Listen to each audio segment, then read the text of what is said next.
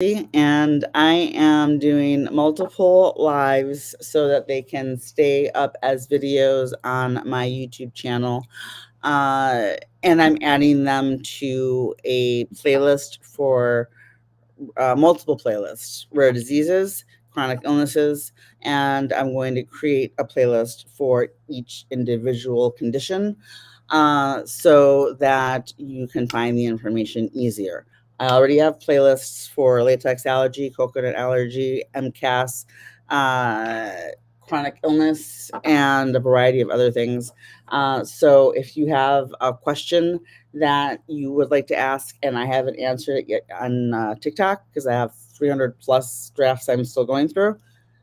See if I've answered it on YouTube. Check the playlist. It's free to subscribe, and you get exclusive content because that's where I do a lot of my longer form videos. All right, so let's see. We are talking about Behçet's disease because that is one of the three conditions that has me on this medical vacation in Florida. The doctor that I'm seeing was recommended by name by the dermatologist whose office I walked into because they are in the same building as two of my providers in Georgia. And they said, you know what? I know what it is. I've heard of it, but I haven't diagnosed and treated it myself. Um, we need. I know who to send you to, but I need to look up their information. Give me a minute. They called back literally within an hour.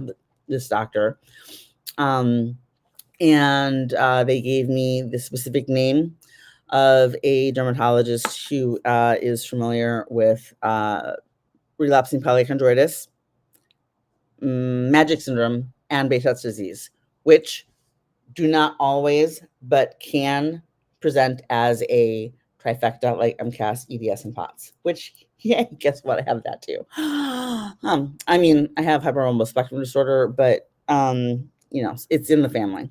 Anyway, Behçet's disease. We are going to try to keep this one to 10 minutes, 15 minutes or less, okay? Behçet's, Behcets disease, also called Behçet's syndrome, is a rare disorder that causes blood vessel inflammation throughout your body. The disease can lead to numerous signs and symptoms that can seem unrelated at first. This is from Mayo Clinic. They can include mouth sores, eye inflammation, skin rashes and lesions. Hi, love.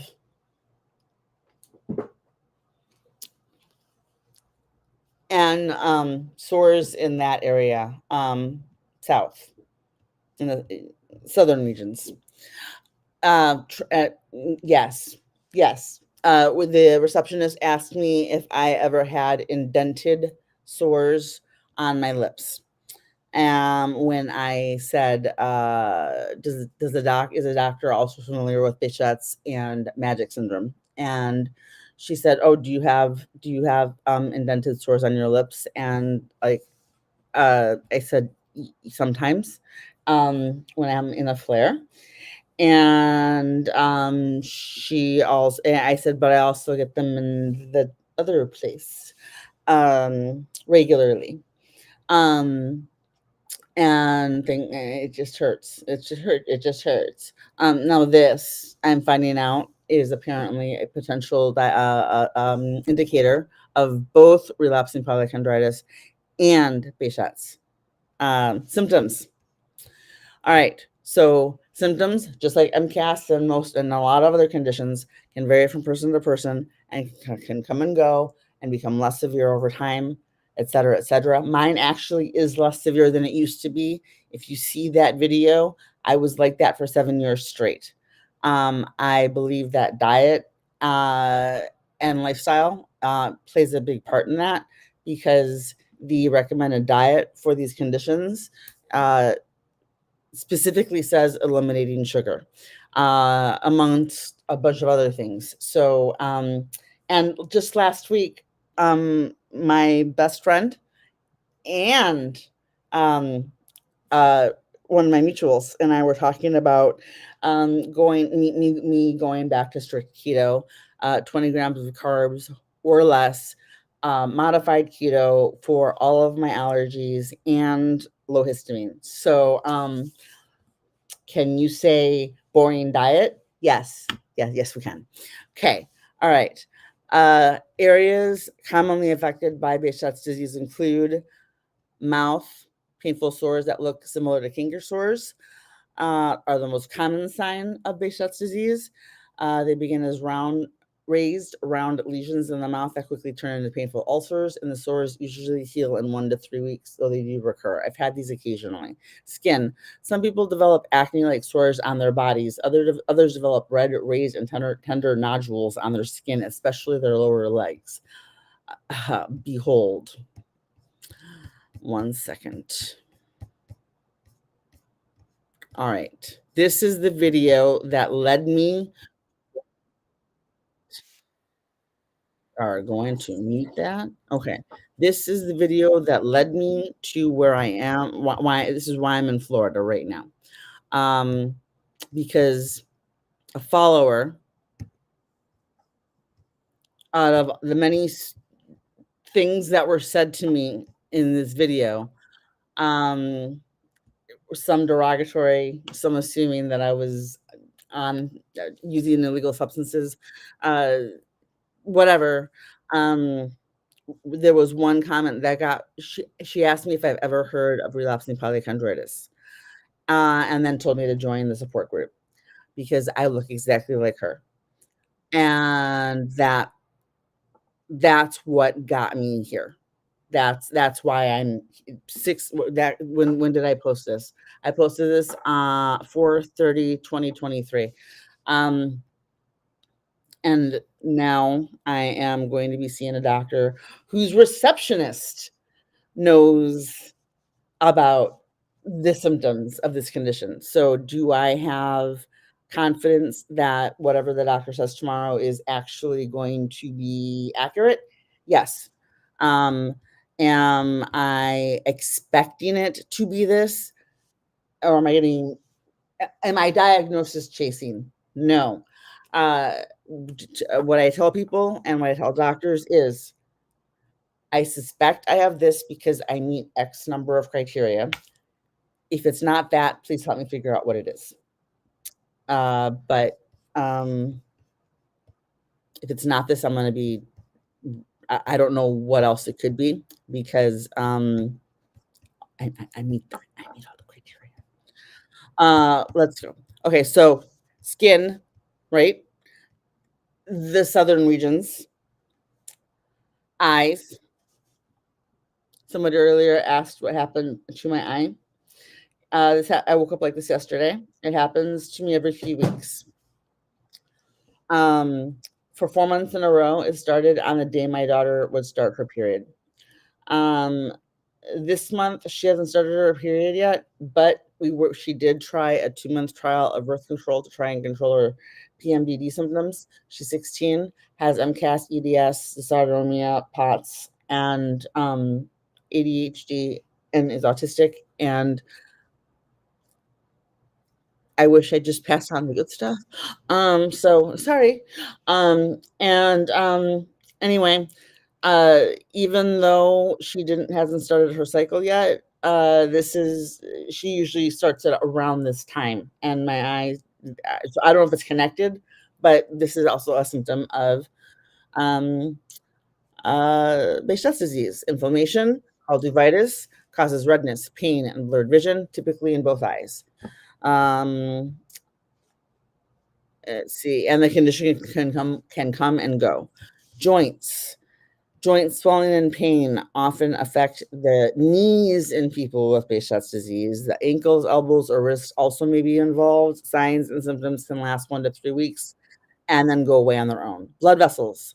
Inflammation in veins and arteries can cause redness, pain, and swelling in the arms or legs when a blood clot results. I couldn't tell you what that feels like. I don't know if I've had that. I don't know. It took me 10 years to figure out. This feels like I'm blinking over like a grain of sand stuck in my eye. It will clear up in probably about a week. Inflammation in the large arteries can lead to complications such as aneurysms and the narrowing or blockage of the vessel.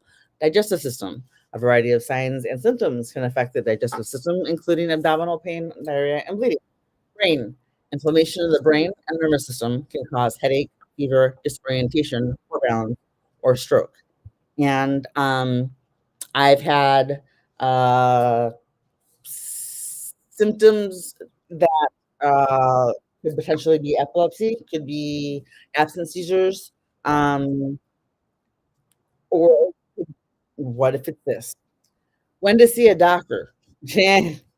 I've been trying to see doctors since this started 16 years ago, and ended up with uh, last year with a misdiagnosis of fictitious disorder, and then getting cleared by a second psychiatrist and getting a diagnosis of medical PTSD.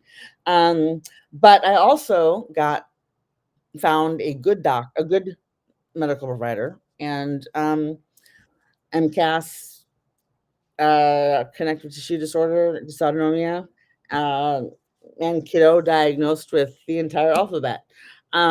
So all in one day. When to see a doctor, when you think something's wrong, when to not see that doctor again, the second they say it's all in your head. Have you considered anxiety? Um, what about depression? Or maybe you should try to lose some weight. When you walk into a doctor's office and you look like I did in my third pinned post on my TikTok profile, if you look like, where are we? If you look like this, 1 minute. I'm sharing. If you're watching on YouTube, you can see what I'm actually sharing, and you can watch later because benefit lives stay up. If you look like this, yeah, see a doctor. I tried seeing doctors when I looked like this. I was actually excited when I had flu right before doctor's appointments because I thought, well, now they can't deny. They'll see it. They'll see it. They'll know I'm not making this up. Nope. Nope. I was told that I was just causing an itch scratch cycle by one doctor back in Maine 10 years ago. And ever since then, every single dermatologist that I've seen has read my file before I walk into the office. And Crystal, thank you for following. And the second that I walk in and start trying to explain my symptoms, I get cut off because I was asking for punch biopsies. I thought it was mast cell because it looked like cutaneous mastocytosis. Uh, but my mast cell level in these punch biopsies were normal. So because I kept on insisting on the only on testing for the only condition that I could find at the time that I knew of that matched what I looked like, I got I was diagnosed with a skin picking disorder and blamed for causing it myself.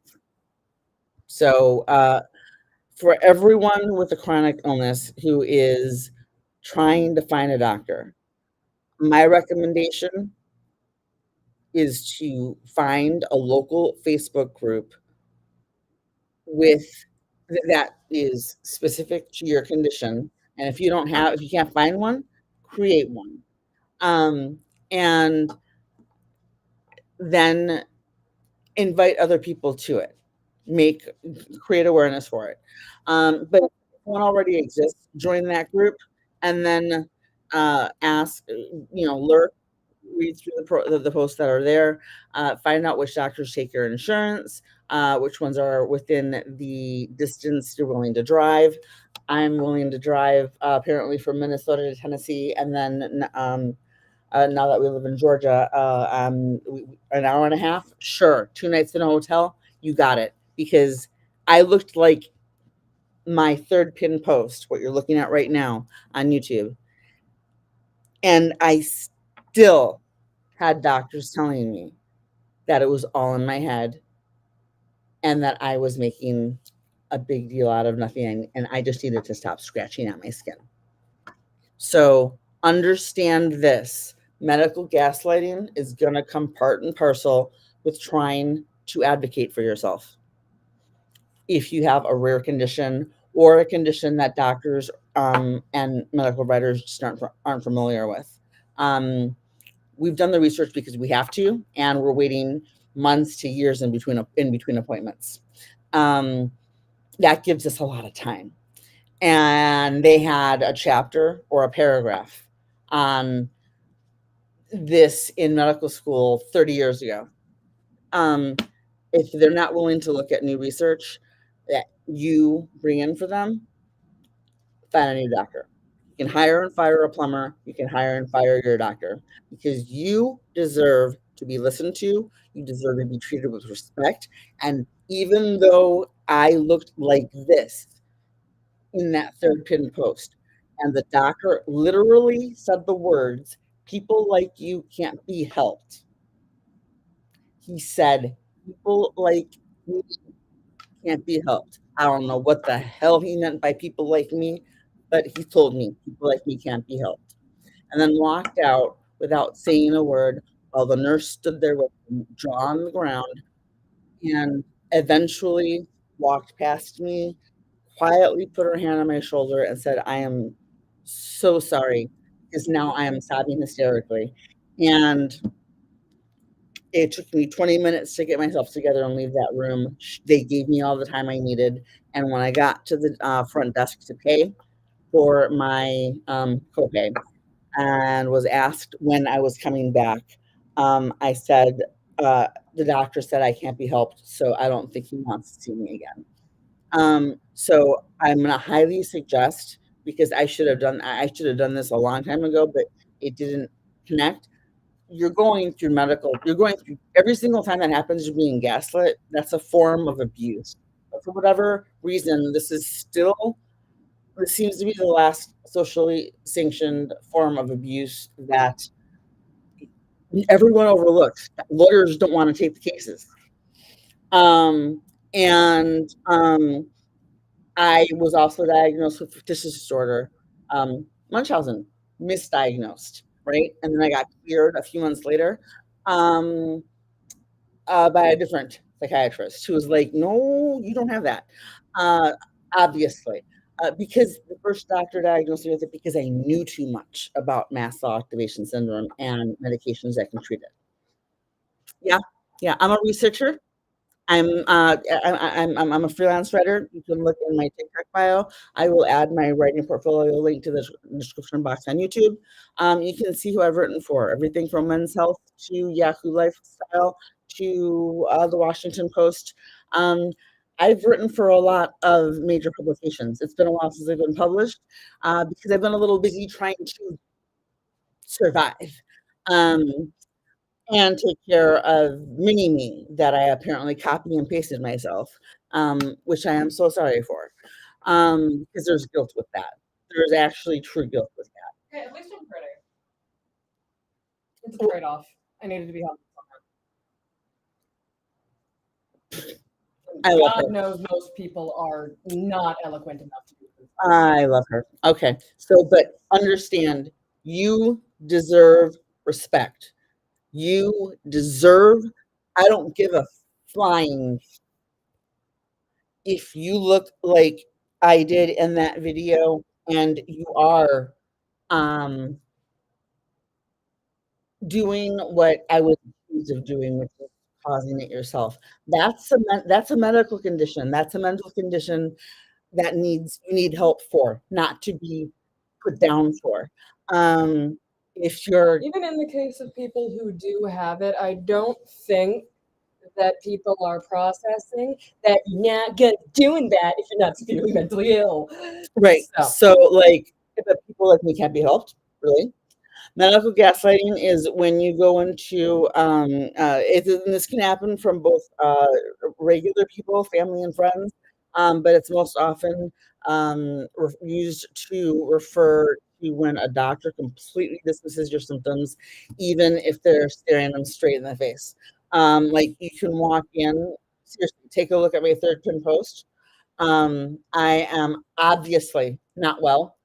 Um, Yeah, right. Obviously, this was 7 years ago, I think in these videos, and, my doctor told me that I was doing it to myself. And, many patients in the chronic illness and chronic pain community suffer from, go through medical gaslighting. In fact, there was a story, I did a video, a TikTok. I'm going to have to do a YouTube, short, like a 10-minute video on a woman in New Zealand who had EDS, vascular, I think it was vascular EDS. And doctors, uh, she was in the medical field, and the doctors accused her of stealing syringes basically to um, make herself anemic. Um, and forcibly put her in the in the mental ward. And instead of treating her actual condition, and she ended up passing away in her 30s.